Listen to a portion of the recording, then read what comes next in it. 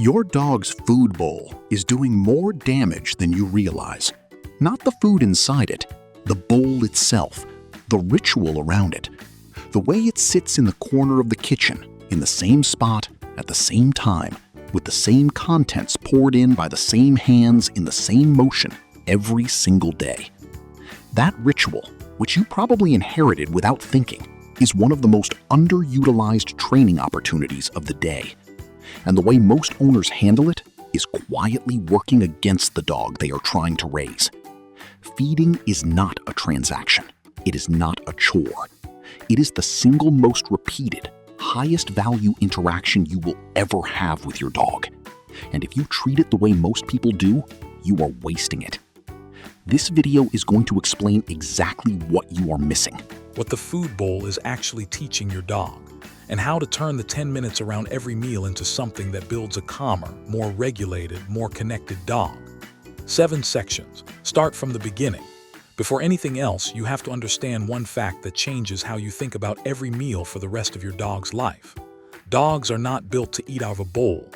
A wolf, a coyote, a feral dog, a street dog, none of them eat from a static dish. They hunt, they scavenge, they chew, they dig, they work for food. Their brain is wired for the search, the problem, the effort of obtaining nutrition. Every meal is an engagement of the nose, the paws, the teeth, the entire animal. Your dog, who shares 99% of its DNA with a wolf, is eating from a ceramic bowl that appears full on the floor twice a day for no effort. The calories are right, the nutrition is complete, but the entire biological and psychological machinery built into that dog for obtaining food is being completely bypassed. This is why so many dogs seem restless, bored, and understimulated despite being fed well and walked daily. The single most consistent mental activity in a wild dog's life has been surgically removed from their routine, and nothing has replaced it.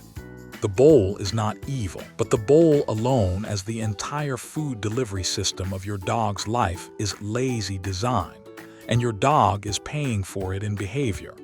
Once you accept this, everything else in this video makes sense. Second, free feeding is one of the most damaging habits in modern dog ownership, and most people who do it do not know what it is costing them. Free feeding means leaving food out all day, letting the dog graze whenever they want. Owners do this because it seems kind. The dog can eat when they feel like it. They do not have to wait. They do not have to beg.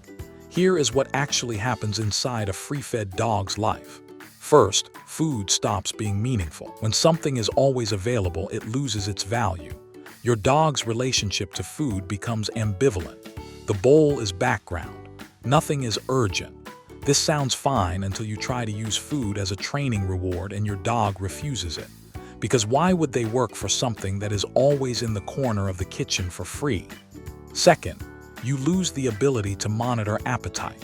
A dog who is sick shows it first in their eating. A dog who eats all at once at a known time is a dog whose owner notices the day the dog does not finish their bowl. A free-fed dog's owner might not notice for 3 days that something is wrong.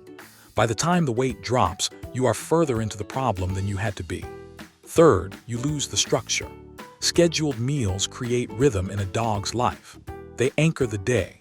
They give you moments of training, connection, and ritual. Free feeding takes all of that away and replaces it with nothing. The fix is simple. 2 meals a day for adult dogs at roughly the same time. Food goes down, the dog eats. What is not eaten within 15 minutes comes up and is put away until the next meal. This seems harsh for about 1 day.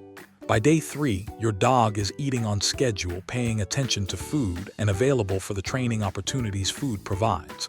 No healthy dog will starve themselves. They will figure out the new system faster than you think.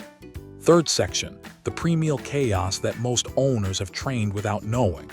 Here is what happens in most households around 6:00 in the evening. The owner approaches the food container. The dog hears the lid. The dog starts vocalizing.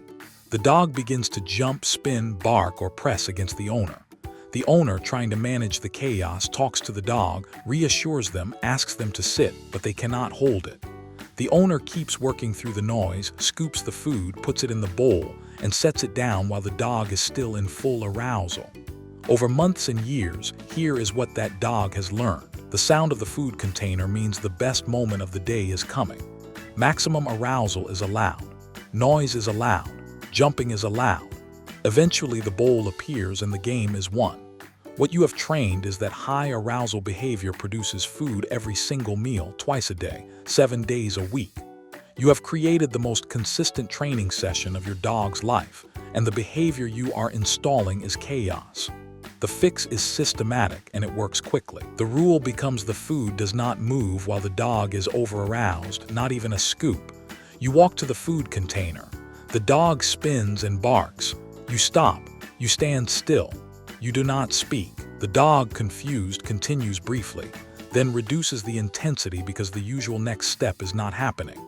The moment the dog is slightly calmer, even for 2 seconds, you move again. Scoop. If they spin again, you stop. The bowl lowers only when the dog is fully calm, not sitting by command, genuinely calm. The first few meals take 10 or 15 minutes instead of 1. By the end of the first week, most dogs are standing still, watching quietly, waiting. Within a month, your dog is a dog who hears the bag and goes to lie down on their bed because they have learned that calm is the fastest path to the bowl. You have taken the most frantic 5 minutes of the day and converted it into a regulation practice that happens twice a day, every day for the rest of their life. Fourth section, the work for food principle. Here is a rule that transforms nearly every dog who is introduced to it. Your dog does not need the bowl. Your dog needs the food. Those are two different things. Once you decouple food from bowl, the options open up. Some meals can be puzzle feeders. The dog pushes, nudges, tips, and figures out how to release kibble from a plastic toy. 20 minutes of focused problem-solving work. The dog arrives at the end of the meal mentally tired, calm, and satisfied in a way no bowl has ever produced. Some meals can be scatter feeding. You take a portion and toss it across the grass in the yard or across a rug in the living room. The dog spends 15 minutes nose down, working the ground, using the scent system that is the most developed part of their brain. A scatter-fed meal is the cheapest, most effective mental workout available to any dog owner. It costs nothing, requires no equipment, and leaves the dog profoundly calm afterward. Some meals can be hand-fed during short training sessions. 5 minutes of sits, downs, paw targets, or recall practice, paid for by kibble. A dog who earns their dinner is a dog whose bond with the person feeding them is deepened by that exchange. Owners who hand-feed even 1 meal a week find their dogs more responsive in every other context. Some meals can be frozen Kongs or stuffed Topple toys, which turn a 5-minute meal into a 30-minute activity and leave the dog lying on their bed afterward, fully settled. 1 meal a day can still be a bowl if you want. That is fine. But when all meals are bowl meals, you are leaving enormous value on the table. A dog whose food is delivered through varied, thinking-based methods is a dog who is fulfilled in a way that no walk, no toy, no bed, and no affection can fully replicate. The food you already buy is the most powerful training tool you own. Most owners hand it over for free twice a day and then wonder why their dog is restless. Fifth section, multi-dog households and where resource guarding actually begins. If you have more than 1 dog, the feeding ritual is the single most important interaction of the day for their relationship with each other and with you. Here is what commonly goes wrong. Both dogs are fed in the same area. One dog finishes first. They wander over to the other dog's bowl. The second dog notices. Now there is tension with food. The faster dog is told off and pulled away. The slower dog is left to finish, but has now noticed that eating can be interrupted. Both dogs are learning at every meal that food is a contested resource that requires vigilance. Within months, one or both dogs may show the beginnings of resource guarding, stiffening over the bowl, snapping if another dog or a human comes too close, eating too fast to finish before it can be taken. Resource guarding is not a character flaw. It is a rational response to a system that has told the dog repeatedly that food is unsafe. The fix is absolute separation at meals. Each dog eats in a different room or in a crate or at minimum at opposite ends of a large space with a clear barrier. Each dog is completely left alone during the meal. No one walks past. No one reaches toward the bowl. No one attempts to add anything, pet the dog, or interrupt. When each dog has finished, the bowls are picked up. No bowls are left out for the faster dog to investigate. The meal is done. Every dog has eaten in peace.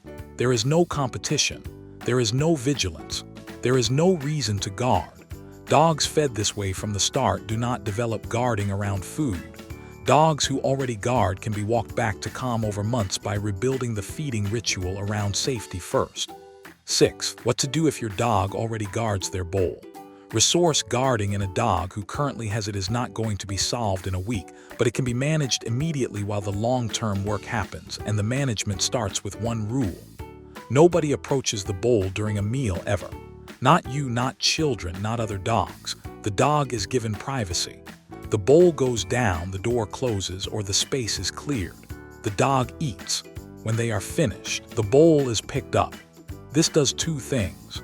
It prevents the guarding from being triggered, which prevents it from getting worse, and it sends the dog the message at every single meal that food is safe in this house. Over time, that message reshapes the nervous system's response to food.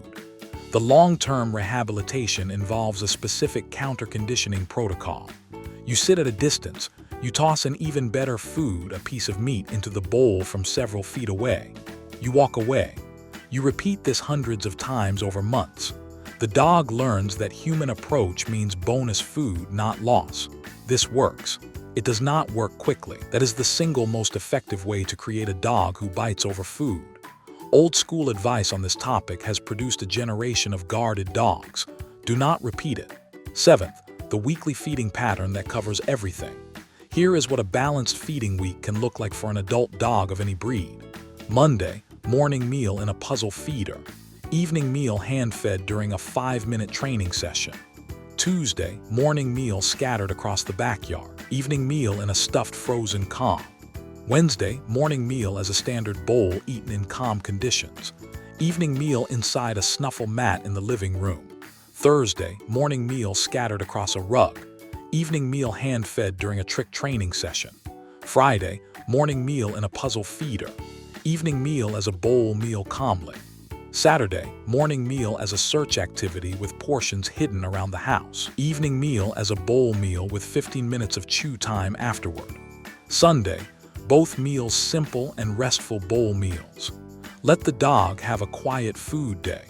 The dog in this rotation is getting everything a dog's brain is asking for. Problem solving, scent work, training connection, slow chewing, predictability on some days, novelty on others. The food is no longer a task. It is the spine of the dog's enrichment. Owners who feed this way consistently report the same thing over and over. The dog is calmer. The dog sleeps better. The dog settles more easily. Behavior problems that seemed unrelated to food start to shrink because the dog, for the first time, is having their actual needs met through the one thing they were already going to do twice a day anyway. Stop free feeding. Wait for calm before the bowl goes down. Use food as training and enrichment across the week. Feed multi-dog households in complete separation. Never take a bowl away from a guarding dog. Rotate your delivery methods. The bowl is a tool, not a ritual, not a sacred object. The relationship you build with your dog around food is either making them better or making them restless. It is rarely neutral. If this video helped you understand why the food bowl matters more than you thought, the companion channel Canine Mind goes deeper into the psychology of food, resource guarding, and what scarcity looks like inside a dog's brain, even when they live in a house full of food. The how lives on Canine Dog Talk. The why lives on Canine Mind. Subscribe there next, and subscribe here if you have not already. New videos every week. The Complete Dog Owner's Guide playlist is building into the only series you will need to raise the dog you actually wanted.